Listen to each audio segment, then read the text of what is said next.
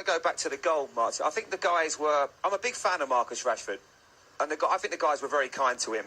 I don't think he does well enough at all. When the manager entrusts you to come out and play in a left-hand side role, whether you're a centre-forward or not, you've got to do better. Now, I think, first of all, he doesn't get out to Chamberlain quick enough. He doesn't get out to him. He lets him run at him and he picks up pace. Now, that, for me, is the wrong body shape, first of all.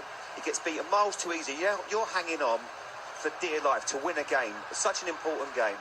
And I think that's poor play. But I want to take that back because we don't really, in football now, talk about the old-fashioned centre-forwards, if you like. And that's what... And this is no disrespect to Olivier Giroud. We love the flicks, the skills. We talk about Juan Mata's goal.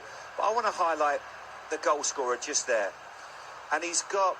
Koscielny does him a favour because Koscielny's overloaded in the box, so he's another body. And you can see there that Man United have got a bit of a problem. They've got the right back that's obviously tucked in, and they've got Phil Jones. But just watch very carefully, if I can just time this right, Olivier Giroud. Watch how he times his run. I'll just take that back a second. Because he takes 3 steps, almost like an Olympic high jumper. There, watch this, ready?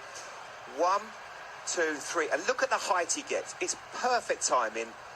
An absolutely fantastic header. It really is. Just when the team needed him most.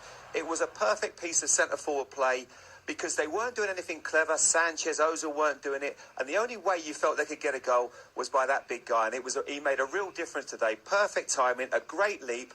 And he's been a player that's obviously not been involved too often. You could see by his celebration, it was almost a bit of like, listen, I can still play. We talk about him now as being a plan B.